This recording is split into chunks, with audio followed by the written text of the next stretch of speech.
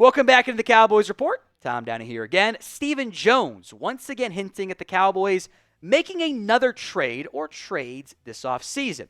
Here's what Stephen Jones had to say. We've got several things looking at from a trade standpoint, but certainly not to the point where we have a deal yet. It's a good opportunity to sit down and visit with other owners and GMs and stuff. It's like a negotiation. It can happen quick or it can take time to marinate. Getting your hands around what we're willing to do versus what a team is willing to take for somebody or vice versa. If looking at one of our guys, sometimes it takes time. Cowboys have made two trades. The trades for Kaiir Elam and the trade for Kenneth Murray.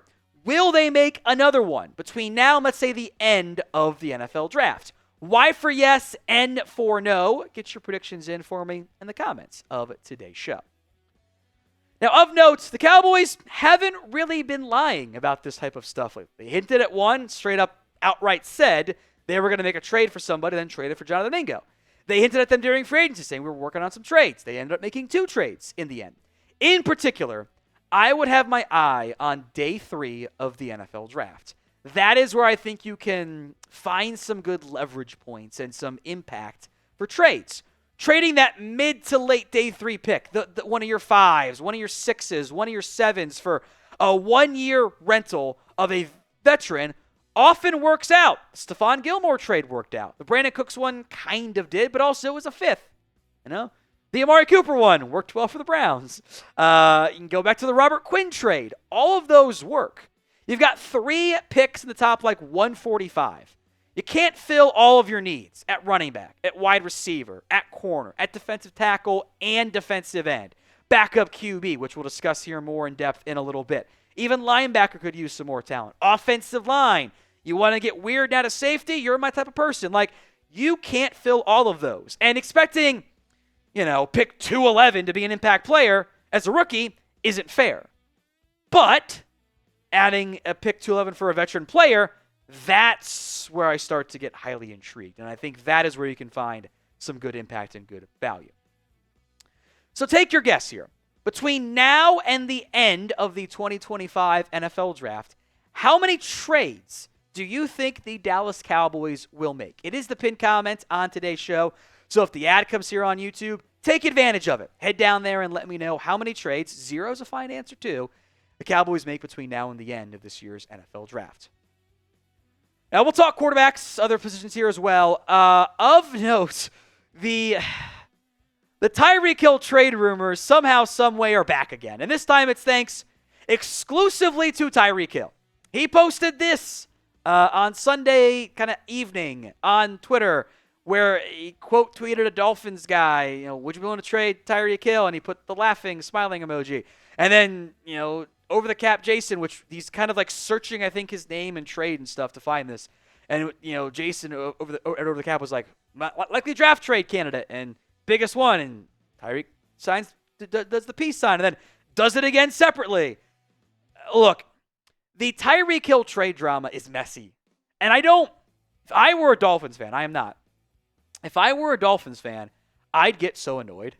I would be so tired of this. To recap what's happened since January, after the year ended, Tyreek Hill tells Dolphins media, I'm done.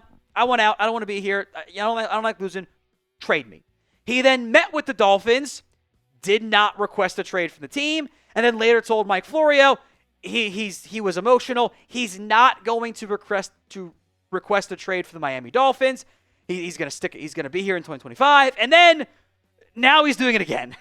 It's just so sloppy. Maybe is the term for it. At NFL owners meetings, Mike Pedano's present. He's asked about Tyreek Hill. He goes, Tyreek has been in the building often. Tyreek is known for semantics on social media. We're in a good spot with Tyreek Hill, saying he doesn't think they're going to trade him. Now, I know Micah Parsons would love Tyreek Hill. Which maybe you don't want together. I don't know if the general vibe of Tyreek Hill is what Brian Schottenheimer is looking for in this Cowboys team.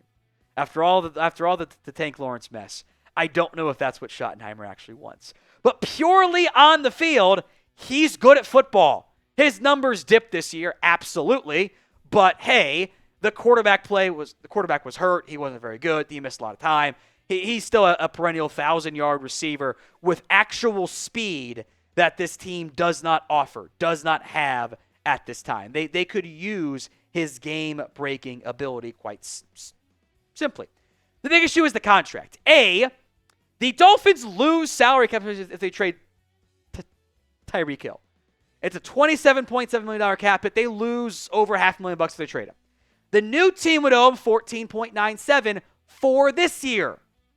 But they owe him about $28 million in cash. And the cap hit next year is $39 million, which the Cowboys don't want to pay. But if you cut him after a year, you owe him another $12.7. So you're basically doing a one-year rental at $28, or starting to evolve into year 2 when you're looking at, $50+ million combined. That's a lot of money for a receiver. I get the general interest in it. I've seen a lot of you guys ask me about it on social media when I put the tweet out. And it came on the heels of Steve hinting at it, so I get it. And Micah and Tyreek were hanging out at a charity event. I understand why it comes about.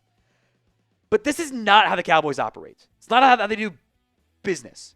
So I would not get my hopes up here. I just don't think that's how they're going to go about doing things. Trading a day 3 pick for a cheaper wide receiver? Sure. They don't take somebody early. But I would be surprised if they went down that route because of the everything of how they operate. Now, the 2025 NFL Draft Gear is now available over on Fanatics. They've got hats and also some hoodies that they've unveiled for this season as well. You saw the one little America's team icon on the one hat. That is not on all of them. It is optional, but it's a pin for all the teams, which, makes sense for the Cowboys as far as I'm concerned. I've seen worse draft hats. There was a couple times a couple years ago where they were bad. Those work. Get yours today, chatsports.com/Cowboys Draft. Link will be in the comments section and the description, by the way, of today's show. It'll take you to the full list of hats, the hoodie. There's also a t-shirt, by the way. Now, where I think I am most intrigued, I think it's most feasible for that trade idea, is the quarterback room. Stephen Jones specifically mentioned, as we discussed on Monday's live show, about a backup quarterback being a possibility for the Cowboys. Said trading for a backup QB makes some sense. So there are some names that I want to get into here. And first up is Joe Milton III, the former Tennessee and Michigan QB with the Patriots. There is a report from Nick Harris that the Cowboys liked him a lot coming out, which I believe, but also if they loved him so much, they still would have found a way to take a pick on him. I don't think they would have had a pass on him altogether. Milton played let me recap here. The Joe Milton trade interest is noteworthy because I think he is actually available. The value might be a problem. I think you can know everything you know about Joe Milton by comparing his really good regular season game finale, admittedly, against a backup Bills team that was not trying, and the preseason, which was terrible.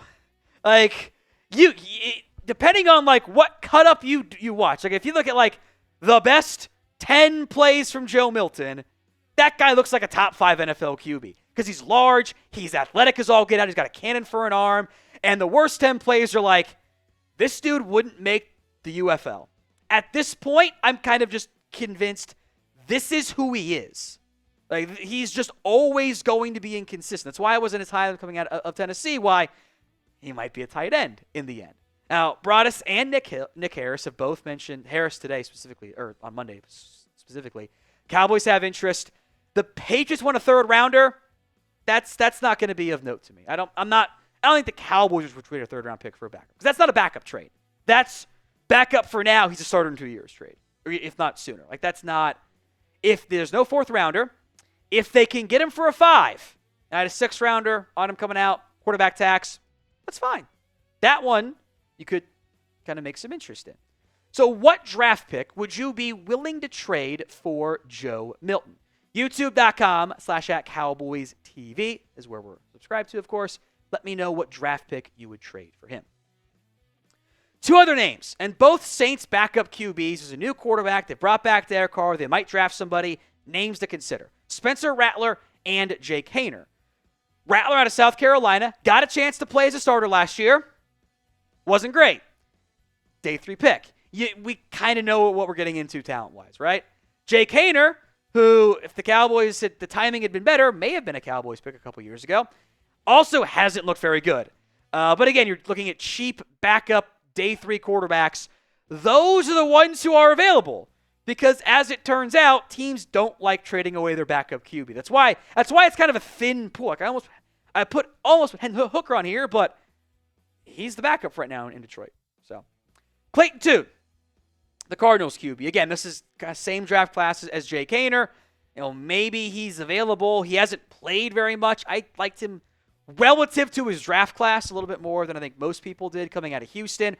All those last 3 guys all fit the same. All these guys fit the same mold. Young guys. Cowboys had a probably draftable grade on them coming out. May or may not be the quarterback 2 for their current team. There's been some coaching staff changes, not so much for Toon, but for the Patriots and Saints, that maybe they could end up being available. Again, the available options list is not very good. That's why free agents in the draft certainly makes sense.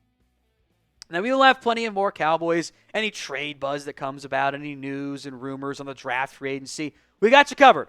Multiple videos each and every single day. Hit that sub button, as I strangely said earlier, youtube.com/CowboysTV. Sometimes I go full Ron Burgundy and sound like an idiot. Let's talk this one.